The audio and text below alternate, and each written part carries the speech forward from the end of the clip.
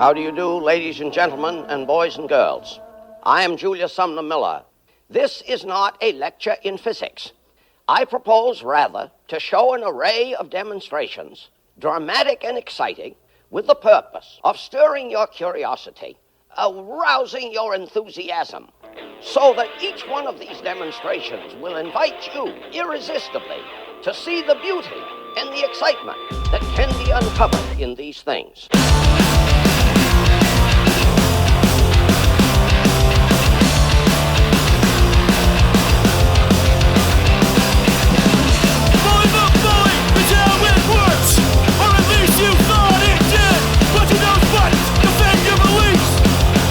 I was pretty sure you lived downtown. I just assumed you lived downtown. No.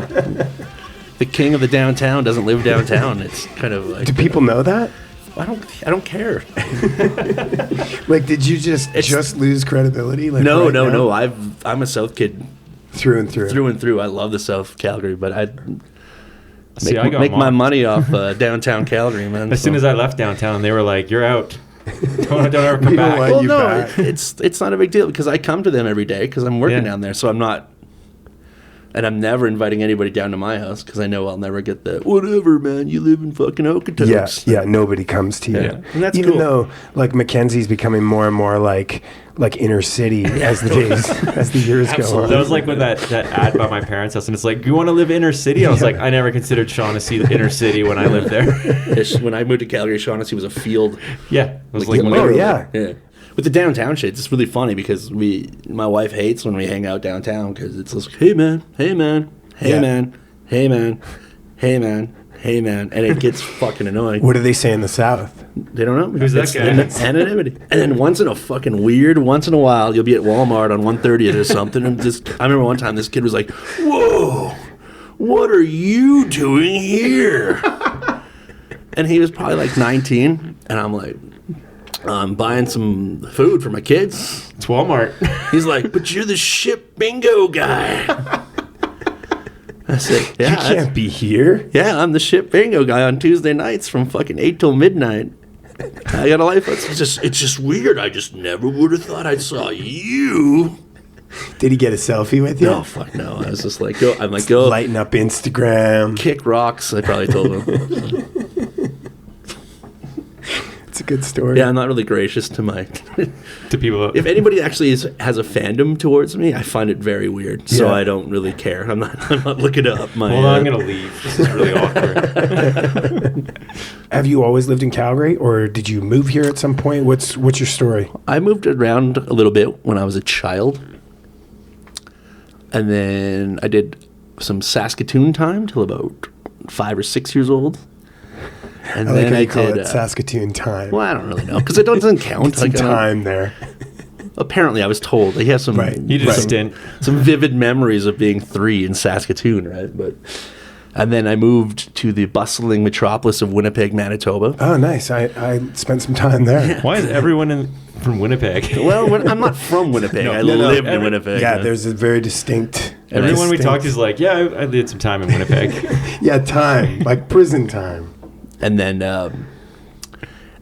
when I was 15, right before I started high school, my old man got transferred to Calgary. Okay. And at the time, I was like, "This is the worst thing ever. I don't want to leave." And then like a week later, I was like, "This is the best thing ever." Because in a kid's eyes, you don't know that the town you live in sucks. Yeah. Until you go somewhere better. Yeah. But you were in Holy- Winnipeg. Well, no, but you don't when you're 11. There's a hockey rink down the street, and your Sure. friends are there. So Yeah, who cares where you lots. live, right? But Now you're 15. You don't have any friends. yeah, you don't have any friends, but Yeah. I have a transit system Right. and a mall that's huge and record stores. Just like, oh my god, where am I? And Chinooks, I was so blown away by that. Yeah, the first they one. still blow me away. Yeah. They're like magnets. I don't quite understand them. Yeah, whoop whoop. Yeah. Oh yeah, you justified your like of the ICP to me. Oh yeah, I love the ICP. Well, let's get back to that. Yeah, you can't just go from Winnipeg to ICP. Well, It's they about the probably same- go hand in hand. Yeah, I was gonna say, that's a pretty good segue. My bad. My bad. So you come here when you're 15. Are you already big into music, or is that? Oh yeah, come yeah. From, No. Music was Music, my folks listened to shitty 70s music, Yeah. but they always listened to it, so I was always around music. So Like I was disco? like Boney M Okay. and I don't know. My old man loved the Eagles and Okay. shit, and like whatever. It was just whatever he 70s. listened It was to. the time. And then then we moved to Winnipeg, and my next door neighbor was 4 years older than me and a legit banger. And I was just like, whoa, this guy is fucking cool, man. And he had Iron Maiden patches on his jean jacket, and he had the new Bon Jovi records and the new Twisted Sister records, and then that was right around the MTV or Much Music era, where hair metal like Van Halen and shit's just blowing up on TV, and I was just like soaking it all in. Yeah. And it was just metal Yeah. until about grade 8 or 9. Really, I was dabbling into it. Excuse me. I was dabbling into outside of metal or more extreme metal and some punk because I have this legendary cousin who grew up in Regina and lives here now. His name's Derek Petrovich. Look him up. He's the king of metal, and he's revered around the world of his metal knowledge. He's about 8 years older than me, and every time we'd have to go to Regina for Christmas, he'd be like, yo, come to my room. And he'd just pull out records and record shit for me. And it's like, I'm in grade 4 going to school listening to DRI, dealing with it. Right. And I'm just like, I had an uncle that Yeah. did the similar thing with me, so I understand it. Yeah. And it's weird now because I have a daughter that's in grade 5, and I wouldn't let her go near fucking DRI. Right. Right. But it was different times, right? Yeah. Or maybe my folks didn't know that shit existed, right? Sure. I feel like that's a lot of it probably too. I don't think parents were as in tune with what's going on because like now it's bombarded, right? It's everywhere, right? Absolutely. Yeah. So like a parent back then might have heard like, oh, Twisted Sister, look at those guys, they dress like girls. Yeah. Don't listen to them. Those are fags. But you don't know I remember my anything. dad calling them fags, and it's like, okay, well, I don't care. I want to rock, you know? Right. Right. But like they might never heard DRI. They just be like, oh, whatever. so you I kind didn't hear that on the news. Look, well, the news at the time, the news was they were being told to stay away from Ozzy Osbourne, Yeah, or right. Motley Crue records. So those are the red flags. Yeah, Yeah. if your folks in 1984 found a Motley Crue record and they're like, what the fuck, man? Get rid of this. Yeah, get rid of this. And you're grounded forever. Yeah, and then about junior high rolled around, and that's when gangster rap hit.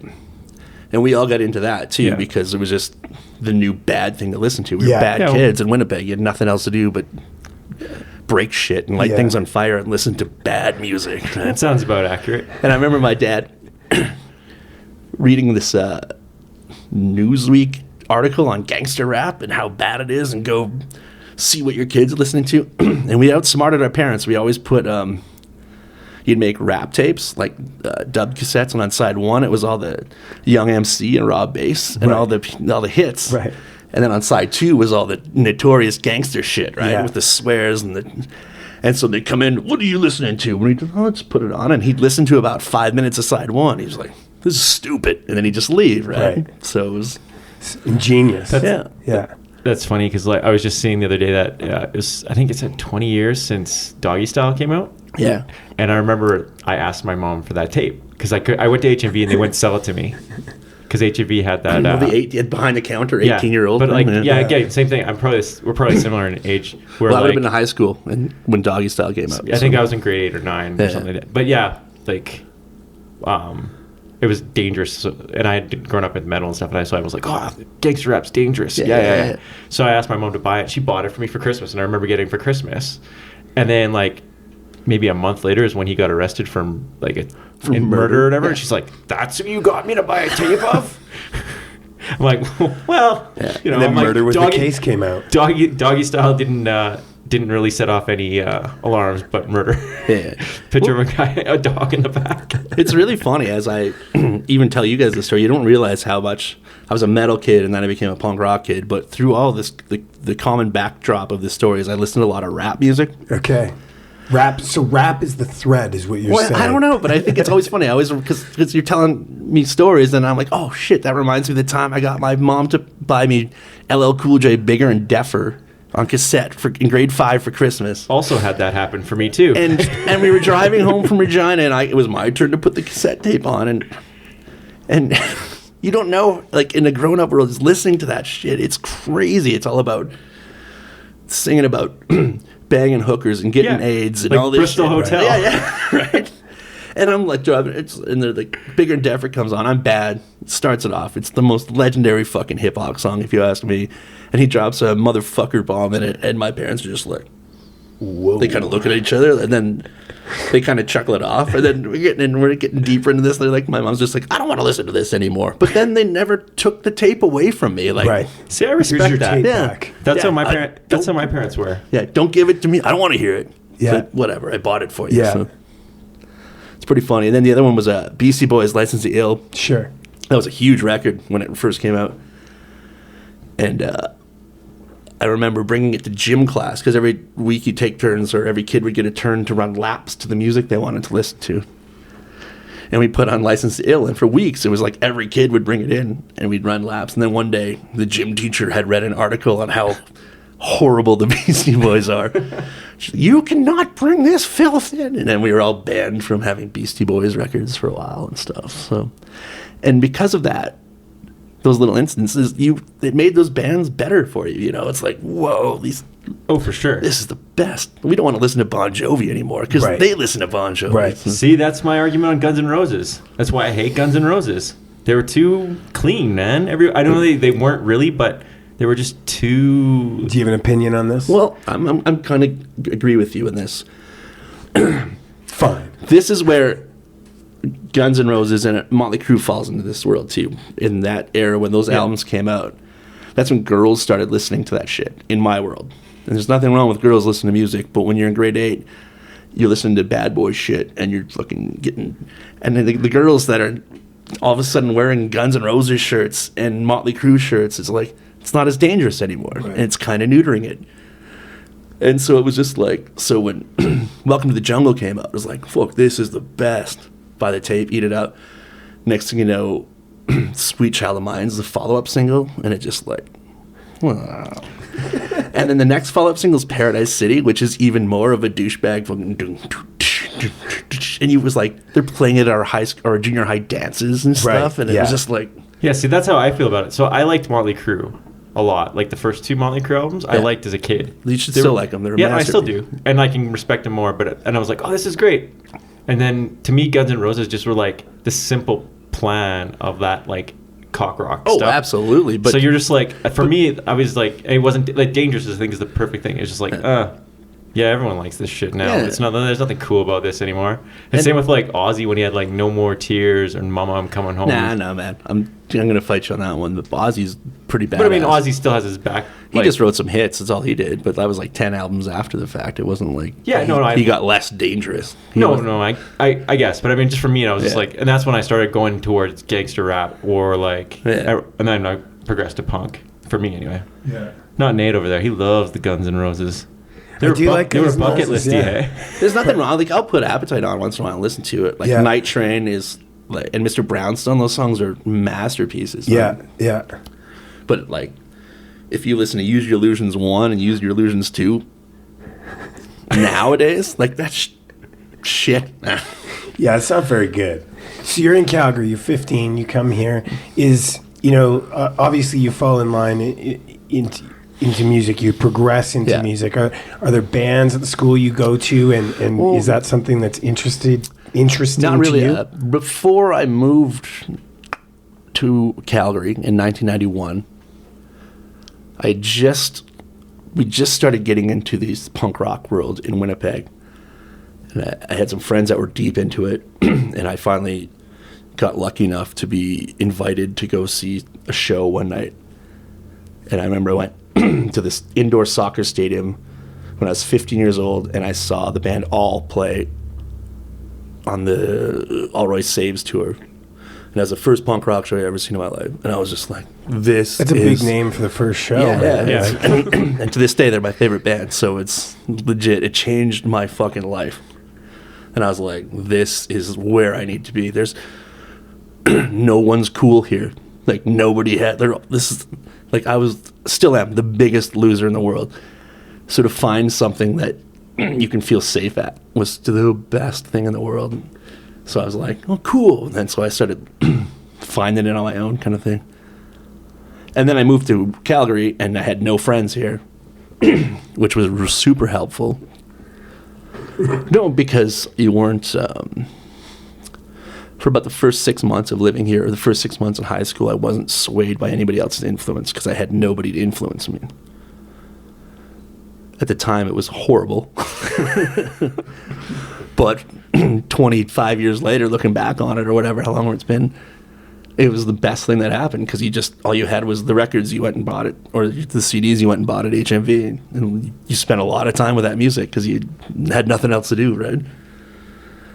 So that's when you'd buy all records, and you'd read the liner notes, and they'd thank other bands, and that was how, pre-internet, that's how you found out of other bands. So you'd go buy their albums, and then they kind of blossomed into punk rock world.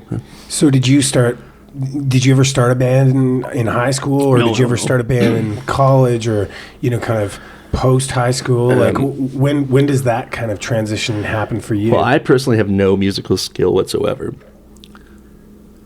I don't have the patience for it, or never have. So I've never been good at it. I've tried many times, but it's like you guys are the same person, you and Mike. So then I got it. I hooked up with a couple friends in high school, and at the mid-grade 11 point, we all started booking shows at the Black Lounge, and that's when we really got into it. So you go around and you'd ask Field Day and Chicks Day and All Rights Reserved and all that stuff. Those are all our buddies at the time. We'd all put on shows, and the very first show we ever put on, or I was a part of, it's a funny DRI story, actually. DRI was in town. They'd played the night before at the Republic, I believe. And we had a show booked at the Black Lounge in the University, all ages. And DRI shows up and asks to play our fucking gig. And we're like, what? Sure. So word gets out that DRI is playing this punk rock show for an all ages show. But DRI had showed up, and then we only had a 12-channel board. And they're like, no, this isn't going to work. So they just pieced. But the word on the street only was, 12 channels. That wasn't good enough. I don't know, for whatever. DRI. It was hilarious at the time, but it wasn't. This isn't good enough. It was pretty. Obviously, it was Mickey Mouse. It was a bunch of 16-year-olds put on a show. But Yeah. And they pieced, but word got out that DRI might be playing the show. So hundreds of people showed up to our stupid show, and we made money, man. Just, is DRI playing? No. Oh well, I'll go check out the bands anyway, right? And we thought that's how it's going to be all the time, because that's your first show, and you're like, holy crap. And by show 3, it was just like, I don't have any money to pay these guys. So it was a lesson learned. But then, yeah, you dug into that world, and that's became us for a long time. So instead of a friend, or a set of bandmates, you had kind of a set of guys that you put on shows with. Absolutely. And they were all in bands too. So, there was a bunch of high school bands that were all our friends too. So 90% of them were all in a band that were putting on the show and bringing other bands in. So it was really, cool Calgary collective at the time. That's why the early to mid 90s are really revered in this town as a really important time, because the culture was just, everybody was in together on it. So where does the allure of being in a band come from then? It's a different trajectory, I think, than most people that are in bands now, and they're in their mid to late 30s. Where does the allure come from for you to kind of get into that down the road? Oh, I think I always wanted to do it. I went to radio school and got some confidence with your demeanor, your public speaking, yourself, you know what I mean? And then found a couple people that were just like, hey, we're starting a band. I'm like, hey, can I be the funny guy in the front? They're like, yeah, absolutely. I'm like, finally. Because I don't know, I think I would have done it when I was 14, but nobody wanted me to. So yeah. So that was it. It was just something you always wanted to do, and you finally got the balls to do it. Yeah, or the opportunity to it. I think I already had the balls, but just you can't be the front man of your own band when you don't know how to have a fucking band. Right. So, yeah, it makes it a little difficult. yeah, right. Yeah. Just the one guy up there a cappella singing. Yeah, and I can't sing either. That's Right. the catch of it all. I'm terrible at all of it. I'm just a rock and roll swindle. So does that kind of influence your music in terms of the style of music you guys play? Is, not to say that you can't sing, but you definitely bring a different style of vocal to the table than, kind of the angelic, voice. Absolutely, man. It kind of has like an SNFU or like a suicidal tendencies kind of feel to it. Was that intentional in terms of how you guys write? Well, it's not really intentional. It's the only option we have. So if you want me in that band, that's kind of what it's gonna be, right? But beyond that, that's the music I resonate to, right? Like Milo can't sing, you know what I mean? And I love the Suicide Machines and SNFU forever. They can't sing, you know what I mean? Like there's melody and harmony and beautiful shit behind it, but it's not Bon Jovi, man. So. Right.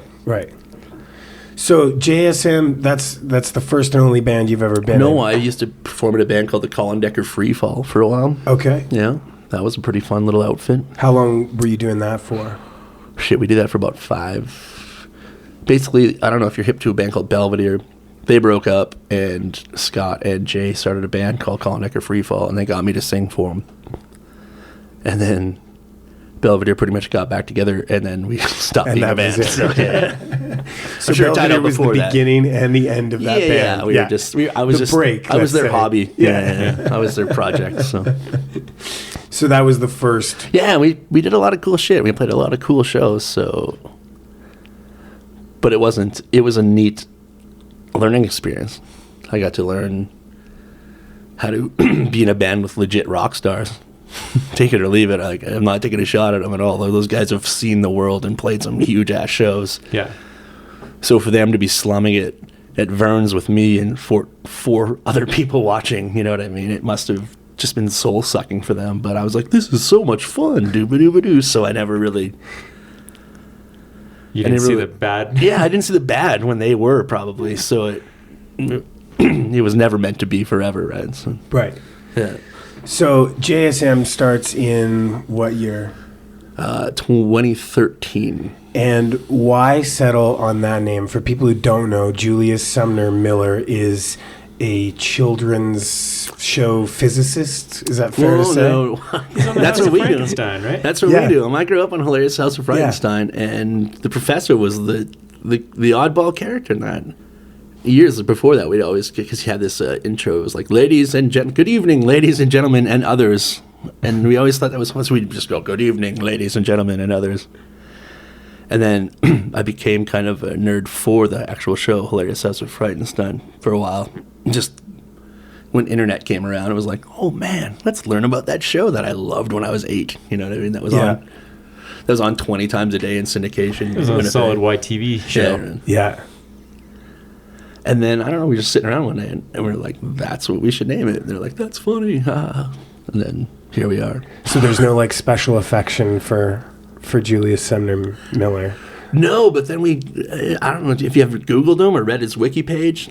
Have you seen the shit that he's done? To prepare for this interview, yeah, it's absolutely, that was what happened. We was like, you were watching old videos and watching his physics stuff and all that, and then you go and you learn about him. It's like, holy Christ, this guy is Mondo super celebrity, and you don't even know it because he's revered to us off a 2-minute segment of a basic cable show out of Hamilton, Ontario. Yeah, that show's from Hamilton. Yeah, I didn't know that. It's a blip out of his. I knew it was Canada. I didn't even know that. Yeah. That's a blip on his wiki page. It's not even top 20 things he's done, and it's just crazy. So it became hilarious to us, and then it was pretty cool because you could break it to JSM. Because I really like having bands that have names, plus you can go to initials, and it's almost, you can call yourself 2 different bands, you know what I mean? So, right. Yeah, and it worked out really well. We got a funny logo out of it, and we've got some funny traction off it, too. The first time we ever played Edmonton, we were opening for SNFU, and this guy came up, and he had every single character of Hilarious House of Frankenstein tattooed on his fucking body. Amazing. And he's like, the only reason I'm here is because I saw your name on the King poster, and I loved it. And he bought a shirt, and I was just like... the payoff happened so early in this band's career. You know what I mean? Like that's something that would have happened like 10 years down the road or something like that. Yeah. And then he's bigger than Jesus in Australia, right? Like, have you read into that? That's where he's from, isn't it? Yeah. Well, he ended up there or something like that. And he does commercials, like he was doing commercials and all this stuff. And he's got a scholarship program about it and stuff like that. But 2 years ago, the Australian Library Institute or whatever sends a tweet out and tags us in it. They're like, "Did you know there's a Canadian punk band named after Professor Julius Sumner Miller?" We're like, yes. It's so funny, man. So, has it informed any of the songs? Like just that show? Have you paid homage to it in any of your songwriting? We have a classic intro on both our albums. Yeah. And then the song Heart Attack is just basically his wiki page. Okay. Written into lyrics. And then it's really funny. It's called Heart Attack in 67. But we got it wrong. He actually had his heart attack in 65. But that sounds about right. It worked better. Yeah. So we never 67 sounds cooler. Yes. Yeah. Yeah, 65 sounds made up. That sounds like you're rounding at that point. Yeah. Right? Yeah. We're cutting off the GST or the pennies. We got rid of the penny on that one. You were born in America, so you're flying from Latvia, and you moved for 12 languages. Hands ask you why is it so? Call Professor Wonderful. Hands up to those who don't give a shit. Summer school of science, Calgary chocolate, hilarious house of Frankenstein, and of course a heart attack in 67. Heart attack in 67. Heart attack in 67. Heart attack in 67. Roll books about milligrams, hamburgers for all your fans. Too bad about the leukemia. Now you got a scholarship, that hair would never be hip, but who cares, you were the fucking man. Summer school of science, Calgary chocolate, hilarious house of Frankenstein, and of course a heart attack in 67. Heart attack in 67. Heart attack in 67. Heart attack in 67. Heart attack in 67. Heart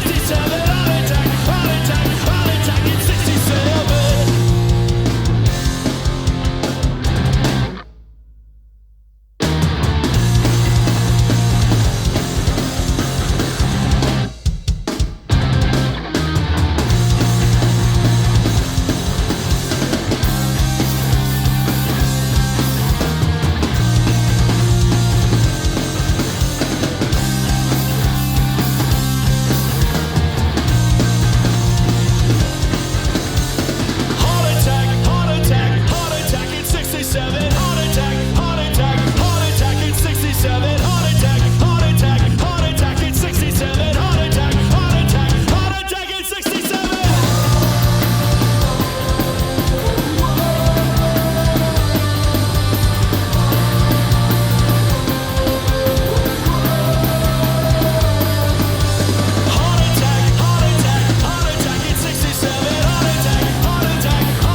67. Heart attack in 67. You guys seem to be playing a lot of shows, like not just in town. So you guys have you've gone and done Pooza now, and have you done it twice now or just the one? Yeah, time? twice. Yeah, twice. Like you've done quite a bit of touring for. Well, I wouldn't For say a touring. We go on weekend Johns Go once and in a come while. back. And, The old man version of touring. Yeah, absolutely. We get out there. Yeah, it's fun. Yeah. When we go out, like the half an hour set is kind of like the only obligation we have. We want to play like it's the best, but Yeah. we roll out and it feels like a bachelor party every time we leave town. You know what I mean? It's just like, let's get drunk and figure out where we're gonna stay, and who Right. cares? And we're having so much fun before, during, and after the set. We become infectious to the crowd, and we really go over to people. And by the end of the night, 20 people you've never met before are partying with you and buying all your shit and having the best time. And That's great. I think more bands should do that. So. Yeah, that's what it's about, especially at this age, because you really do realize you're not going to make money off it. So you got to have fun doing it. And in the process, because we're having so much fun, we're actually really entertaining too, right? So even if you don't dig the tunes, if you're watching us play, you're like, this is awesome because it's hilarious and they're having fun. And what's the favorite show you've played so far, band-wise? You know, that you've got to open up for support. You know, maybe you have a story about an interaction. Well, we've played with SNFU a bunch of times. Yeah. And my old band played with SNFU a bunch of times too. So there's always hijinks with that band. Like, Still, hey? it's not even them really. It's just the aura of SNFU. Yeah. So we played with them in Medicine Hat, and we went over like gangbusters. It was really crazy. I've never sold so many CDs in a row before, but I had to go back to the car to get more CDs. Like, what a weird problem to have in 2016, right? Excuse me, sir. Do you have any more useless pieces of plastic? And it's so funny. Yes, I do. Well, and then I was walking back into the venue with a stack of CDs, and I sold 3 just walking back, and it was just, everybody was just like, "This is the best." Wow. But the crowd is so fucking old for SNFU shows now. And Rich had just joined the band, our guitar player, and he made a Tinder joke, and it just hit like a lead balloon, man. And I told him, I'm like, you can't make Tinder jokes in an SNFU show. These guys don't even have the fucking internet, man. And that got laughs, and it's just funny how we play off each other. But our timing and our comedy on that level too is really next level. Nobody else can pull that shit off, and we're doing that in between songs, and it's just funny. You know I was what gonna say mean? that a few times that I've seen you, the comedy level of your guys' shows is pretty funny. Like, you guys have a pretty good shtick with that kind of stuff. Is it planned, or is it like it just off the cuff kind of stuff? It's just us. Yeah. Like, that's who we are in real life. So it's funny jokes. We're there to have fun. Yeah. And if we're not making each other laugh, like, who cares, right? We always laugh about the first 3 or 4 songs we'll play. We'll be like, all right, we're 4 for 4. Fuck, we're awesome. Ha, ha, ha, ha.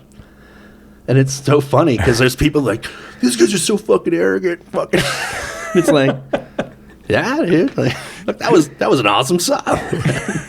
So, I mean, speaking about, you know, like the fun you guys have on stage, there was this, and tell me if I'm wrong, that there was this theater sports kind of element to your band at one point. No, we still do that. We still do that once in a while. Okay, We'll pull so out just set the scene for those who haven't seen you. Well, we just we have a 30-second bed track basically laid down, and, Right. and I'll just be like, "Hey, what do you want to hear a song about?" And we come across like we're just writing this song on the spot for people, and I'll just and I'll put the mic down, and somebody will yell out something stupid, and we'll instantly write this. I'll sing the song about that, and it's Like, where does that come from? Where does that idea come from?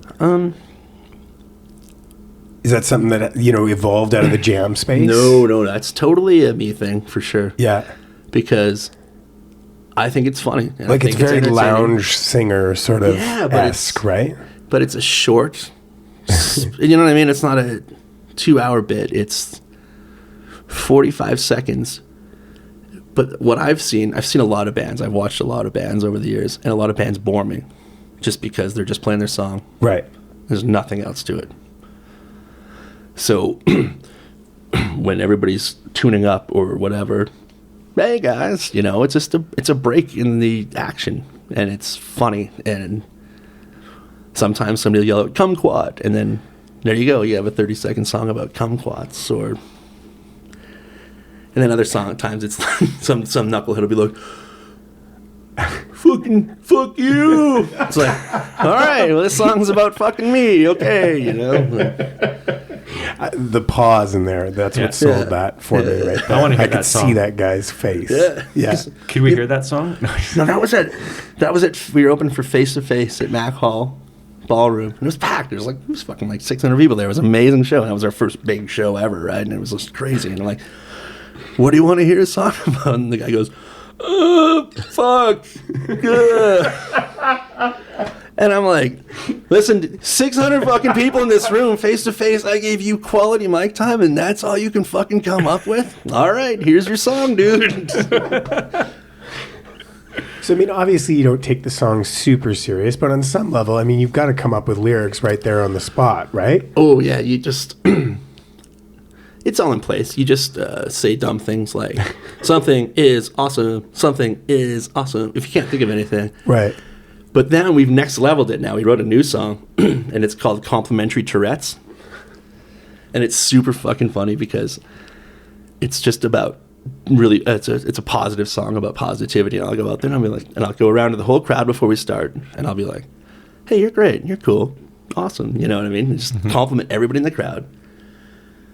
And I'm like, all right, here's our new song called Complimentary Tourette's, and it's a banger, and it's like, complimentary Tourette's, and then Rich, in Tourette mode, just does compliments. Cool, awesome, rad.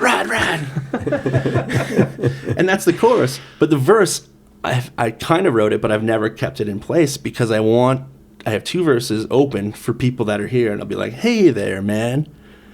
You got a good toque.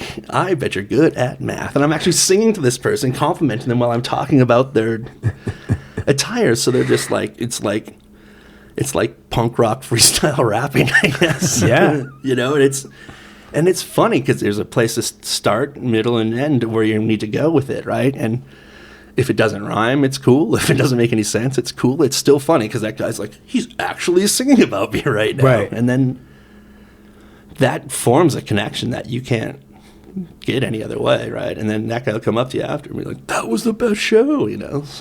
So do any of these tracks, I mean, again, you know, like I get that it's fun, it's interacting with the audience, but do any of these things become songs? Are any of your songs? Oh, yeah. They all become songs except for the theater sport thing. That's that's why I don't want to write the lyrics properly to Complimentary Tourette's right now, because the second you put them on record, The shtick is gone. the shtick's gone. So Right. it just becomes a song at that point. So Right. right now I'm going to ride the wave of hilarity until it becomes not just a song, you know what I mean? Yeah, that's hilarious. Like I've never heard of that before, and I think it's a great idea. it's a smart way of like engaging the audience.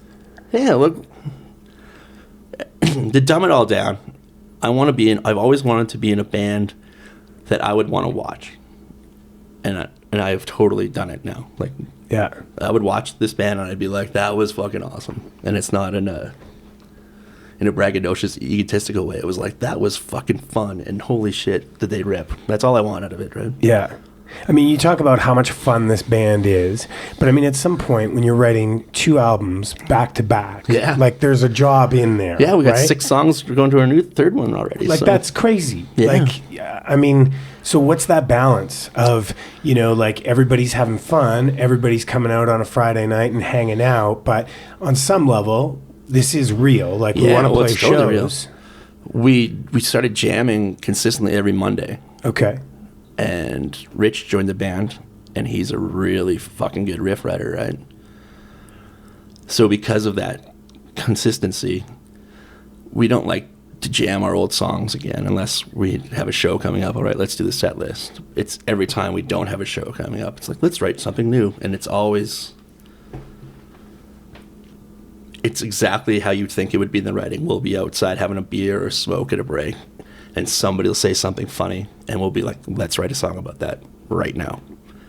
And we'll go up there, and in 45 minutes, we will have the full skeleton built of the hilarity that's going to ensue, or the awesomeness that ensues. And it's... So does everyone contribute to the Oh, yeah. lyrics? No, the lyrics are mostly... That's all you? Not all me. Like, if somebody has a hilarious idea, I'm not... It's like, Whoa, bring it. whoa, Yeah. this is my No job. way, man. No, I love it. I love when Okay. they bring that stuff to the table because it's more fun for me too, right? Sure. But everybody's, it's the most 25, 20, or 20%, 20%, 20%, 20% a band has ever been. Like, So you've already got 6. Is it safe Five. to say? Five, so- 5. Yeah, no. Is it safe to say there's another one for 2018? yeah, then? that's the plan. I really want to do one record till the day I die, or till I can't do it anymore. Why not? We can't even make a podcast a month. It's fucking punk rock, man. True enough. It's punk rock. It's not not the hardest complex. thing in the world. And it also helps that I have 4 really fucking good musicians in that band. So Right. that's nothing to sniff at. It's amazing. So, and we'll go a couple weeks without doing anything, and then we'll just. Last week we jammed and we got 2 new ones. It's just, fuck yeah! And we record them on our phones, and it sounds shitty, but it's enough to remember it. Yeah. Like the last record, we only had 3 songs written before we booked studio time, and we had That's some brave. confidence.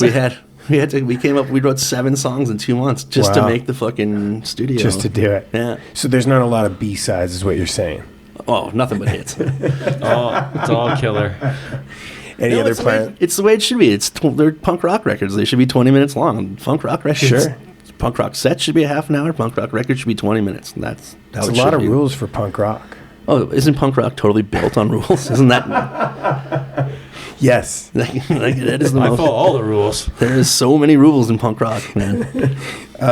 So to cap it all off, our show's based around top fives. Since you grew up putting on shows here, 5 local bands you really like, or 5 local bands now that you really like. The Adavans are not on the list. There were just some rad bands. All Hands on Jane. Do you listen to that band? No. It's No, just, they You four know more girls, about- four girls, stoner rock, and they fucking slay, and they promote the fuck out of their shows, and they bring a boatload of people. I really evaluate bands on how hard they work and how many people they show up with. And there's bands like that are no brainers. Like if you book like I know it's all indie rock and stuff, but if you book like the Ashley 100 or Wendigo, they pack I don't the have anything place. against it. Indie No. rock, I just sort of, it's just that that's sort of the Yeah, but- hip thing in the town. But the hip thing's really working for those guys, right? And it's super cool. There's who else am I really digging right now? Solid Brown. You ever see that band before? It's Tyler Nope. from Chicks Dig It, drummer, and another drummer. 2 drum kits on the stage at the same time, and 2 bass players. Wow. It'll change your life, man. It's really good. That's a lot of bass. That's a lot of No, low it's- end. And then they play projection movies behind them, and it's kind of all synced, so it's actual an experience. There's cool bands like there's the no-brainer bands like Napalm Palm is hands down the best band in this city. I think they're really Yeah, good. like they get it. They're rock stars, and it's on the truest of positive term of that. And Napalm Palm, High Kicks are amazing. Cron Goblin, all the standard stuff. Those guys know how to party. They know how to entertain. All their shows are awesome and well intended. So, That's a list of 5. yeah. He did it. Thanks for doing this, Darren.